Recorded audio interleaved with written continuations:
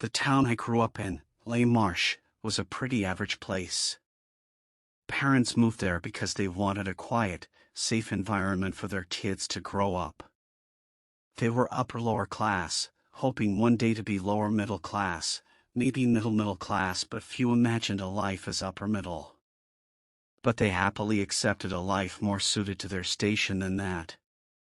So, Les Marches was a dead end for most people, socially speaking, as they arrived in the community of long roads, plain fields, and corner shops.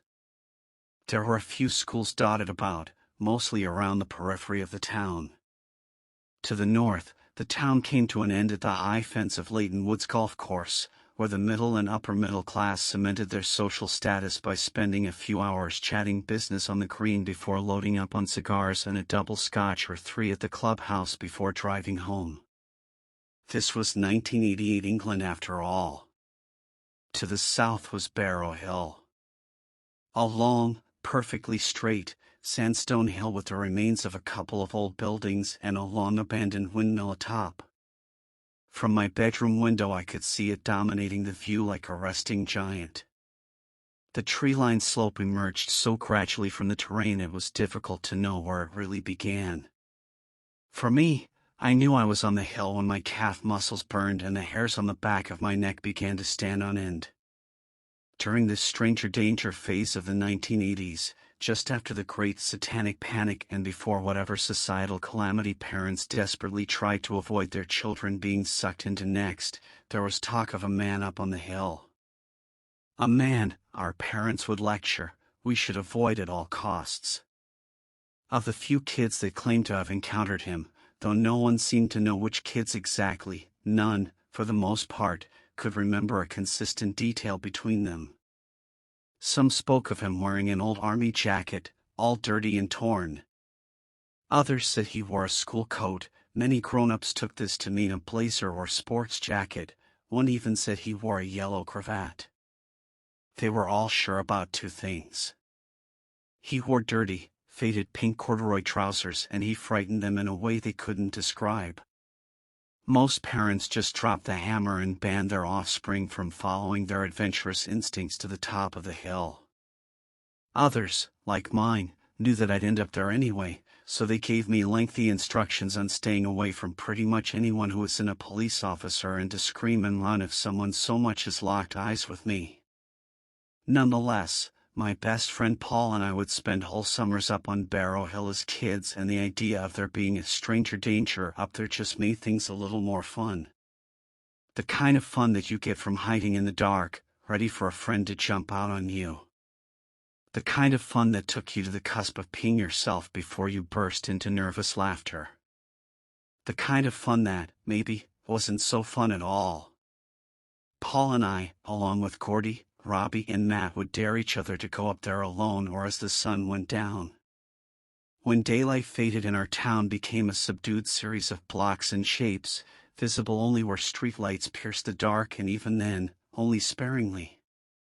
Honestly, the depressing dirty orange glow of street lighting only made the shadows seem darker and Barrow Hill seem more like a place you shouldn't go, but I guess that's why it's a dare. No one dares you to go somewhere you should go. The warm summer of that year, I remember, never seemed to end. Each day we were met with tropical levels of heat. My attire most days was short shorts and a vest. My feet bounced around in my older brother's hand-me-down plimsolls, but I didn't mind.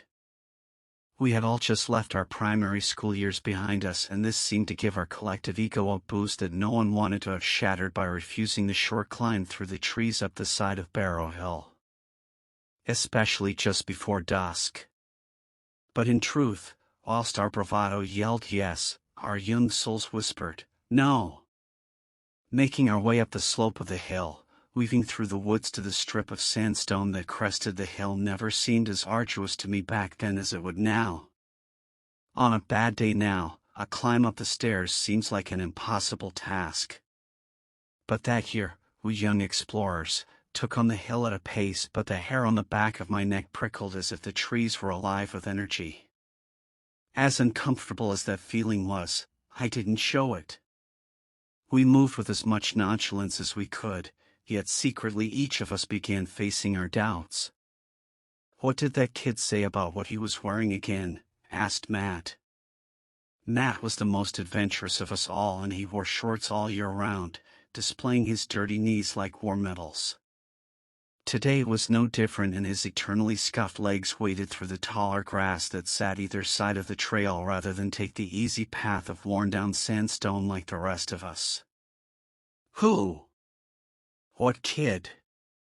"What?" responded Robbie, our de facto leader on account of his height and smartly parted hair. He seemed overly alert by this point. "The quiet man." "I don't know which kid though." "Who said he was quiet?" I asked. "Same kid," Matt shrugged. "I was told he spoke to the other kids," added Gordy, our copper-topped asthmatic. His freckles were softened with beads of sweat from the summer heat, even at this late hour. "What did he say?" said Robbie. "And what other kids?" added Matt. "I don't know. Kids from the estate, I suppose. But I heard he asked them to come closer. He wanted to tell them something." "Tell them what?" I asked, not entirely sure I really wanted to know. "Nothing good." "Like what though?" I persisted, annoying Gordy slightly. He didn't answer.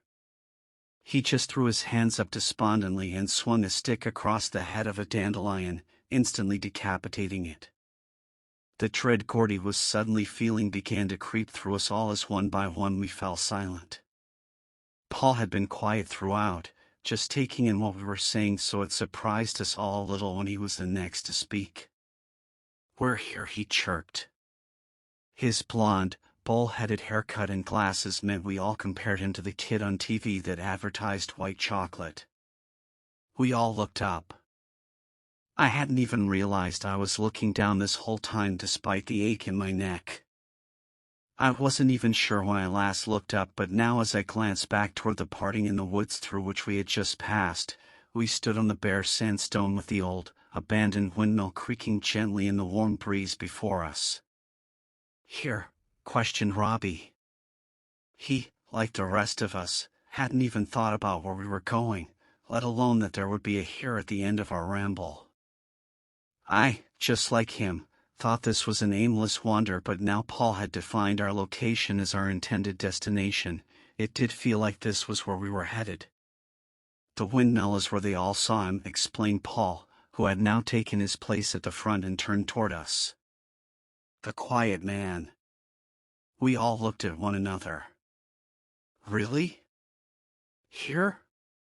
Robbie asked. His side-parted hair shone a little, reflecting the last embers of daylight. Paul nodded.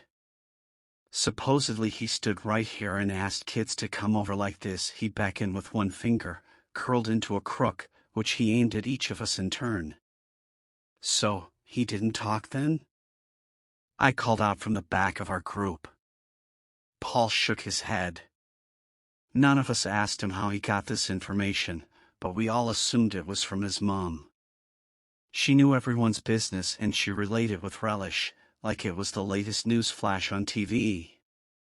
"So, who is he then?" Cordy wondered with a doubting squint tucked into his left eye. Paul paused for a moment and allowed his gaze to lower slowly.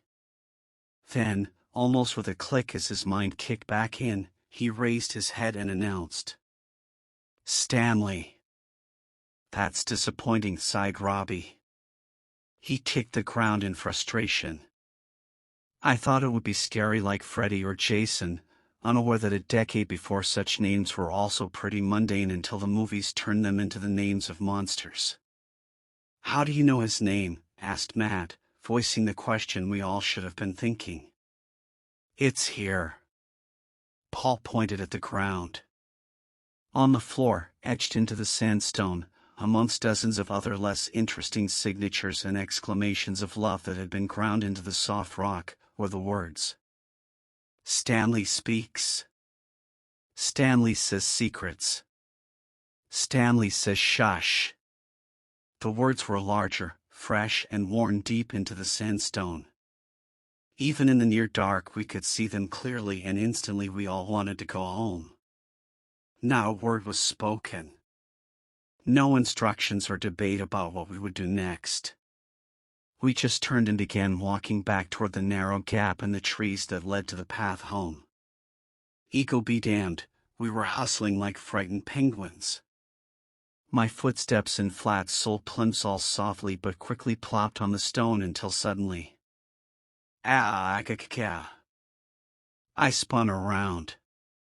We all span around, some yelled in chorus before we even knew what was happening. Cordy stood with his hands to his head, his fingers laced through his deep copper hair, screaming at the apparent appearance of a man who stood close to where Paul had been stood moments ago. At his feet was the inscription on the floor, and we all knew, with a shared sense of dread, that this was him. This was Quiet Stanley. He didn't say a word, and, each of us frozen with fear, neither did we. We watched him, unable to look away. My ears whooshed and pulsed with the sound of my heartbeat. My ears almost ached at the sound my blood produced as it raced around inside. His dirty, worn pink corduroy trousers disappeared beneath an olive-colored, disheveled blazer with a deep maroon jumper underneath, around the neck of which was wrapped a faded neckerchief. His face was gaunt, impossibly narrow around the jaw, as if he were sucking on a mint like my grandmother would do when she removed her teeth. I could barely see his eyes. They seemed to sit at the back of terrifyingly abyssal recesses, and they were completely colorless. They appeared sightless, but I knew he could see us.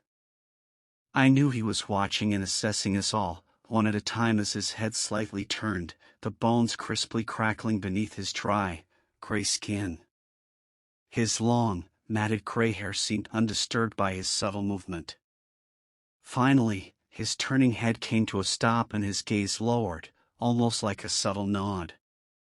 The corner of his sour, wrinkled mouth cracked into a disturbing, thin smile. He had sighted his prey. Those of us not caught in his stare followed the focus of Quiet Stanley to see who he had chosen. It was. My eyes filled with tears and my mouth dried instantly. I couldn't swallow.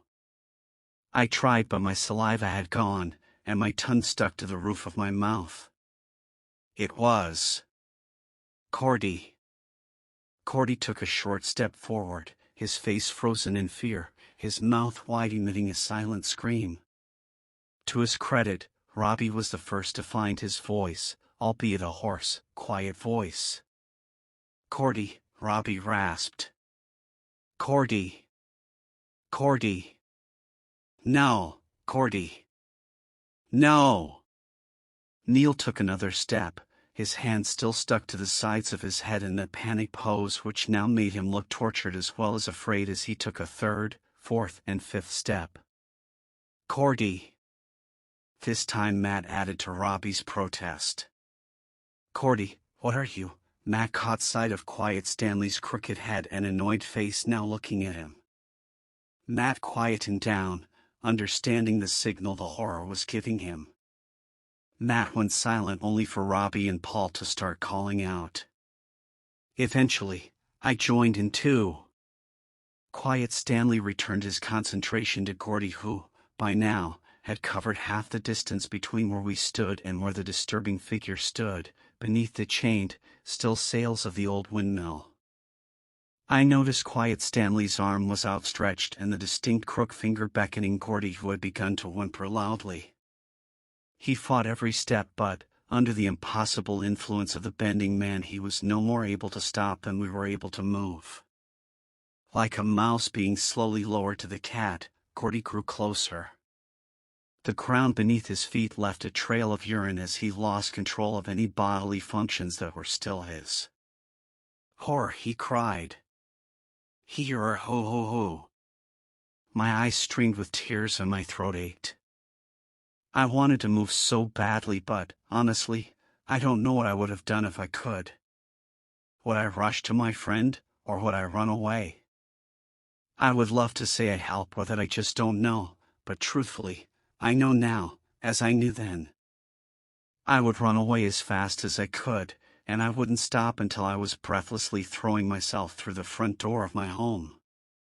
Quiet Stanley, with each step that Cordy took, hunched over a little more as his face twisted with devilish glee. His arms now reached out, his wrists and hands extending beyond the sleeves of his jacket and looking like the crooked branches of a dead, decaying tree. Suddenly, his fingertips touched Cordy's shoulders, his skinny fingers scrabbling at his clothing like the front legs of a spider tackling its prey. Finally, his fingers seized Cordy's shoulders. My friend squealed with fear through his gaping mouth. His throat, like mine, was bone-dry and contracted, allowing nothing more than guttural squeaks and wordless exhortations. Quiet Stanley pulled his victim in close, awfully close to the point at which his narrow, sharply pointed nose pressed against his ear. This was the moment that Cordy would hear the secret. My mind raced. I felt sick and I could hear Cordy's own words from our walk up through the trees just a few minutes going on a lifetime before. Nothing good. Nothing good. Nothing good. Nothing gee. In a moment, the hunched figure went from pursing his lips to whisper to parting its lips and suddenly sinking his broken, yellow, jagged teeth into Cordy's neck with a deep, wet squelch. He let out a bubbling cry before, nothing. They were gone. In an instant, they were there and then, simply, they weren't. Just swept out of reality in a snap. The power over us vanished too and we fell to the floor, each of us sniffing and our faces laced with tears. Except for Paul, who quietly, slowly kneeled. His eyes fixed on the space where Quiet Stanley and our friend Cordy had been a split second before. Robbie looked around at me and my eyes began to focus on him. His eyes were as wide as spotlights and the fear inside them was just as bright. Matt gulped and sobbed loudly, waking us all up from our dreamlike trance. He lurched upward, initially forward toward the spot before his buckling, dirty knees straightened. In a sudden movement he turned and began running. Each of us followed behind. Even Paul ran and he hated running. So, that brings me to today. I am 44 years old, and I work for a local newspaper. It is a low-quality rag that's more adverts, announcements and coupons than actual news, but I get paid enough to continue my Leighton Woods membership and my rent if I've enough left over. It was the Saturday just gone and I was covering what we laughingly refer to as the hot news hub. Every few Saturdays the so-called senior journalists take a turn manning a desk on the ground floor in the admin room, waiting for the next big story to break, from 9 to 5 as the rest of us go home for the weekend. As always, a lowly intern or rookie employee is also dragged in to sit and update our blog, a job they could easily do at home or from a tablet, but our parent company likes to do things the old-fashioned way, hence our paper is dying on its outdated arse. I sat flicking through emails, deleting most, hoping the new girl wouldn't notice the boring stories I was deliberately ignoring. She didn't. The small talk between us dried up an hour ago and she had fallen asleep face down on her desk almost straight away. I sipped a bitter, cold coffee that had been there for some time now.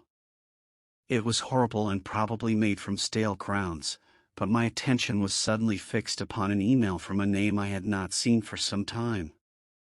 At least, not outside the tenuous half-truth posts on social media that we are all guilty of. Paul. We hadn't spoken in such a long time. We had stayed close through school, but our respective universities couldn't have been further away. After that, even after returning to Les Marches, we didn't really catch up. I could see he had CC'd Robbie, Matt and 2 other names I did not recognize into the email. He had also included an attachment. I opened the email and read the first few lines. His words were concise. His sentences short. His tone direct, and the effect it had upon me was deeply disturbing. I've been back up there. I've been a few times. He came back today. Quiet Stanley left Cordy in a tree. I held my breath, trying to comprehend those words. I didn't even see the next line before I scrolled down. If I had, I may have been more prepared for what I was about to see as it read, "He left them all in a tree." My finger noisily wound the scroll wheel on the mouse as quickly as possible. Quicker than the scroll rate of my ancient PC could keep up with. The image slowly came into shot. I hadn't been there for over 30 years, but instantly I knew the scene. The windmill. The sandstone ground. The trees which seemed bare all year round. And in the trees, my God, in the trees. Bodies. Small, young bodies. 5 of them, 6 of them. Oh no, 8 of them. Hanging from branches like rag dolls cast into the limbs of the trees. One face, wide-eyed, pale, freckled, with copper-colored hair, stood out from the others. A face I hadn't seen in over 3 decades. A face that, whilst clearly deceased, showed no signs of decomposition nor aging. It was as if Cordy had died that day. I felt sick, my head rushed with the whoosh of blood and the pound of my heart. My throat dried thoroughly. I looked again. His neck was open, a horrifying wound that was dry but fresh enough. The sound of my own body in my ears was so loud and my focus on the image so intense I hadn't noticed a new girl wake up and wander to the window where the coffee machine bubbled away. Cordy. How? How? Ew, said the intern, or whatever she was, startling me. I had initially tried to hide the screen expecting her to be looking over my shoulder. Instead, she stood by the coffee machine staring out the window. I said nothing. I stared at her, still lost in thought, not really taking in what she was saying, even when she turned to face me, until she said something that caught my attention. What? I snapped. I'm sorry, pardon? What did you say? She rolled her eyes. Her young face easily conveyed her annoyance at having to repeat herself. She assumed I was half of hearing in my ripe old age of 44, and so she raised her voice and spoke a little too slowly. There's a guy out there. She looked back to see if I was listening and could hear her. He is really weird looking, like something out of the really olden days. I listened, hoping she would repeat the words that had caught my attention. I hadn't noticed the words on my screen either as I stared at the rookie reporter. They appeared slowly across the screen as she continued. Stanley speaks. He looks creepy too. Like an old pervert. I think he might be blind, but Stanley says secrets. He still just keeps staring over here though. She paused, and she broke off for a giggle. Stanley says shush. Those horrible pants. That's what she said before, the phrase that had caught my attention. As I now noticed the words on my screen and my body grew cold with fear, she said, pink pants. Ew.